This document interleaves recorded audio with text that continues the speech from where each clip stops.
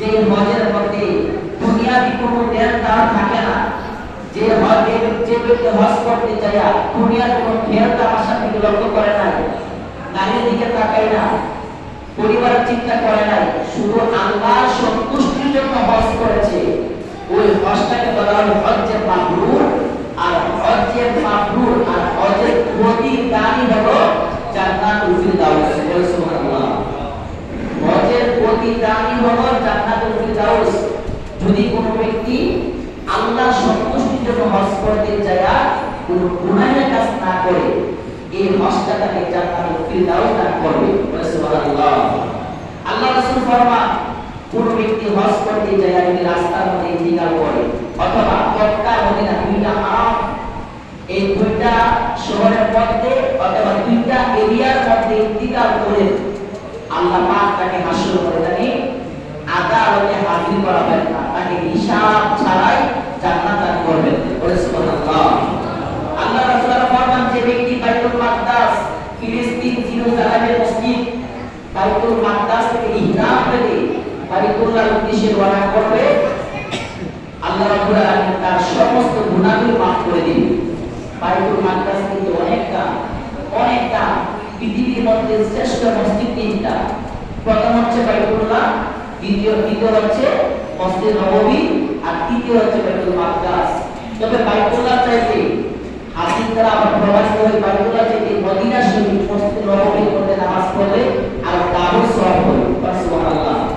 মক্কাতে আল্লাহ যে পরিমাণ রহমত, বরকত, ফজিলত দান করেছেন, আল্লাহ রাসূল দোয়া করেছেন, হে আল্লাহ, তুমি বাইতুল্লাহকে যে পরিমাণ বরকত দান করেছো তার চাইতে দ্বিগুণ বরকত দান করো আমার মদিনা। সুবহানাল্লাহ। তাহলে বাইতুল্লাহতে যদি আপনি এক রাকাত নামাজ পড়লে 1 লক্ষ রাকাতের সওয়াব পাওয়া যায়। মদিনাতুত তয়্যিবা মসজিদে নববীতে আল্লাহর নবীজি জোড়ায় হাত মোবারক দিয়ে মসজিদ নির্মাণ করেছেন, এবং যে মসজিদে নববীর ভিতরে নবীর রওজা পাক রয়েছে, ওই মসজিদে এক রাকাত নামাজ পড়লে 2 লক্ষ রাকাতের সওয়াব পাওয়া যাবে। সুবহানাল্লাহ।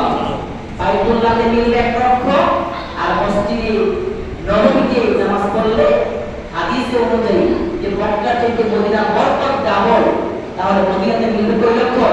2 লক্ষ রাকাতের সওয়াব। সুবহানাল্লাহ।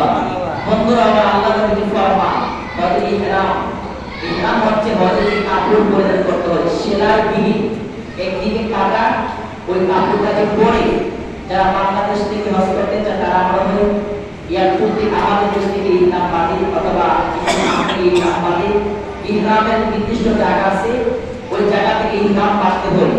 আল্লাহ নবী ফরমান, এই ইহরাম বেঁধে কোনো ব্যক্তি যদি একটি দিন অতিক্রম করে, সে যত দিন অতিক্রম করবে তার সওয়াব কত হবে এবং কত গুনাহ মাফ হবে, এটা সীমাহীন।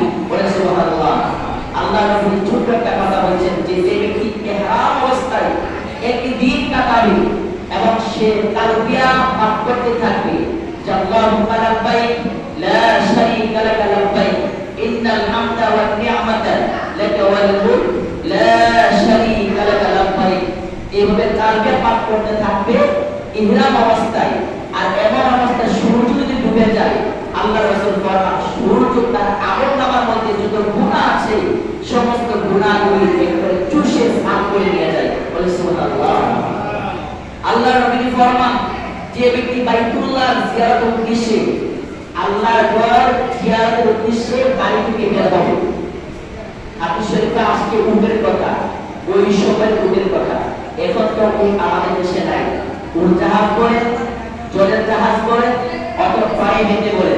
আল্লাহ নবী ফরমান, যে ব্যক্তি বাইতুল্লাহর উদ্দেশ্যে ঘর থেকে বের হলো, তার বাইতুল্লাহ যাইতে যতটা কদম উঠাবে, যতটা কদম নিচে নামাবে, উঠানোর কারণে একটা গুনাহ মোচন হয়ে যাবে, দোয়ানোর কারণে একটা গুনাহ মোচন হয়ে যাবে, একটা করে নেক আমল দেওয়া হবে, একটা করে মর্যাদার স্তর উন্নত করে দেওয়া হবে।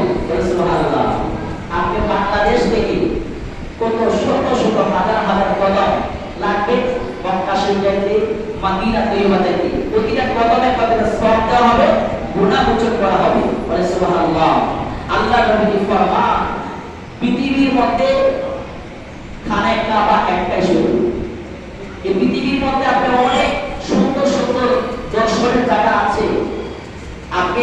কেন টাকা পয়সা আসলে হজ করবেন? কেন আপনার জীবনে একটা আকাঙ্ক্ষা থাকবে শুধু আল্লাহর ঘর মসজিদ নববী জিয়ারত করা? কেন এই আকাঙ্ক্ষা থাকবে? শুনেন, যদি আপনি জ্ঞানী ব্যক্তি হয়ে থাকেন, যদি আপনি তাকওয়াবান ব্যক্তি হয়ে থাকেন, আপনি টাকা চিন্তা করবেন না। পৃথিবীর সব জায়গায় অনেক কিছু আছে, লন্ডন, আফ্রিকা, জাপানে, বিভিন্ন দেশে দর্শনের জায়গা অনেক আছে, কিন্তু মক্কা এবং মদিনা আল্লাহ পাক কোরআনে ফরমান, ইন্না আউওয়ালা বাইতি উদিআ লিন-নাস লাল্লাযী বিবাক্কাতা মুবারাকান ওয়া হুদাল লিল আলামিন ফীহি আয়াতুন বাইয়িনাতুন মাকামু ইব্রাহিম। আল্লাহ পাক ফরমান, নিশ্চয় মানুষের হেদায়েতের জন্য সর্বপ্রথম যে ঘরটা আমি আল্লাহ নির্মাণ করেছি এটা মক্কা তথা মক্কায় অবস্থিত। ফীহি আয়াতুন বাইয়িনাতুন মাকামু ইব্রাহিম, এখানে অসংখ্য নিদর্শন আছে। নিদর্শন, এখানে অসংখ্য নিদর্শন আছে। এর মধ্যে একটা নিদর্শন হচ্ছে মাকাম ইব্রাহিম, জান্নাতি পাথর, যে পাথরের মধ্যে পা রেখে ইব্রাহিম নবী এই এত বড় উঁচা আল্লাহর ঘরে কাবা নির্মাণ করেছেন। বলে সুবহানাল্লাহ। আপনি কেন মক্কায় যাবেন? আপনি কেন মদিনা যাবেন? আপনি কয়েক লক্ষ টাকা খরচ করলে আপনি ইতালি যেতে পারবেন, জাপান যেতে পারবেন, আফ্রিকা যেতে পারবেন, কিন্তু সেখানে এরকম কোন নিদর্শন নাই যেখানে মক্কা আল্লাহ যে পরিমাণ অলৌকিক, যেই পরিমাণ নিদর্শন আল্লাহ সেখানে রেখেছেন, সেই পরিমাণ নিদর্শন, সেরকম আশ্চর্যজনক পৃথিবীর অদ্বিতীয় নিদর্শন পৃথিবীর কোথাও আপনি পাবেন না। বলে সুবহানাল্লাহ। এক নম্বর নিদর্শন, আল্লাহর ঘর